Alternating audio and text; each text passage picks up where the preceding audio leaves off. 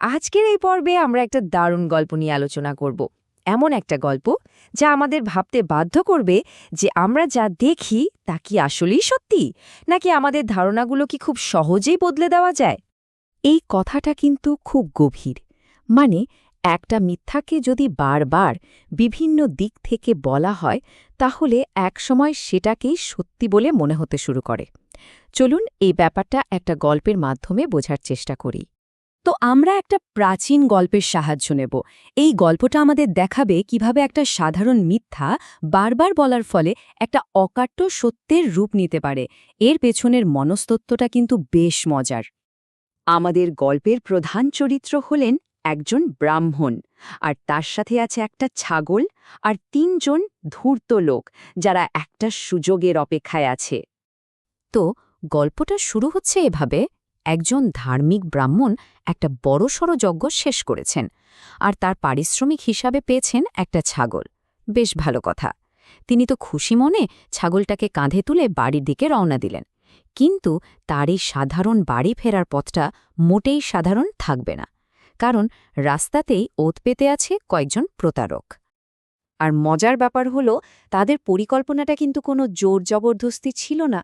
পুরোটাই ছিল একটা মানসিক খেলা, একটা সূক্ষ্ম চাল, যা দিয়ে তারা ব্রাহ্মণের মনটাকে পুরোপুরি ঘুরিয়ে দিতে চেয়েছিল। চলুন এবার দেখি ওই ঠগদের পরিকল্পনাটা ঠিক কী ছিল, আর তারা কিভাবে সেটা ধাপে ধাপে কাজে লাগিয়েছিল। ব্যাপারটা দেখুন কিভাবে ঘটানো হলো। প্রথম ঠগ এসে ব্রাহ্মণের মনে সন্দেহের একটা ছোট্ট বীজ পুঁতে দিল। এরপর একটু এগোতেই দ্বিতীয়জন এসে ঠিক একই কথা বলে সেই সন্দেহের বীজে জল ঢেলে দিল। আর সবশেষে তৃতীয়জন এসে যখন একই কথা বলল, তখন সেই সন্দেহটা একটা বিশ্বাসে পরিণত হলো। আসল খেলাটা কিন্তু এখানেই, একই মিথ্যা বারবার বলা। এই প্রশ্নটাই কিন্তু সবচেয়ে জরুরি।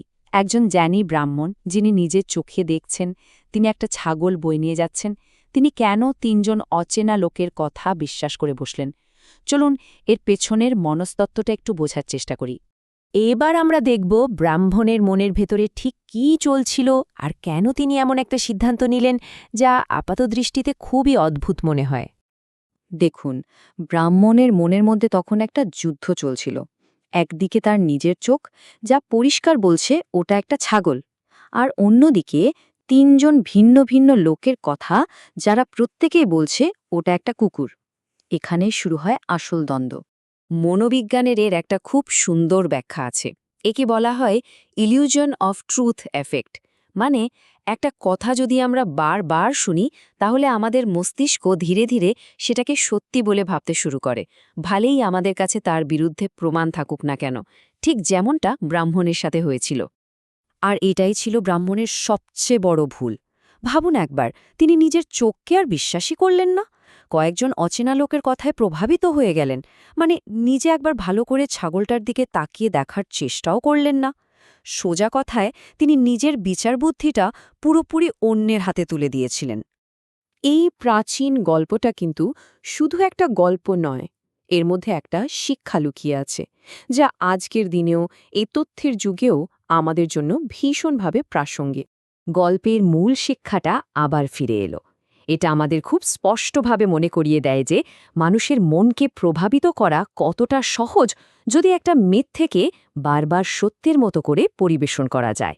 এর থেকে আমরা একটা জিনিস শিখতে পারি। আমাদের সবার মধ্যেই একটা প্রবণতা আছে, আমরা অনেক সময় নিজের অভিজ্ঞতার চেয়ে ১০ জনের কথাকে বেশি গুরুত্ব দিই। এই মানসিক দুর্বলতাটা বুঝতে পারলেই কিন্তু আমরা এই ধরনের প্রতারণার ফাঁদ থেকে নিজেদের বাঁচাতে পারব। শেষ করার আগে একটা প্রশ্ন রেখে যাই। এই যে আজকের দিনে আমরা তথ্যের সাগরে ডুবে আছি, এখানে আমাদের কোন ছাগলগুলোকে কুকুর বলে বিশ্বাস করানো হচ্ছে ভেবে দেখবেন। কারণ প্রতারণার এই ১০০০ বছরের পুরনো কৌশলটা হয়তো আজও আমাদের চারপাশে একইভাবে কাজ করে চলেছে।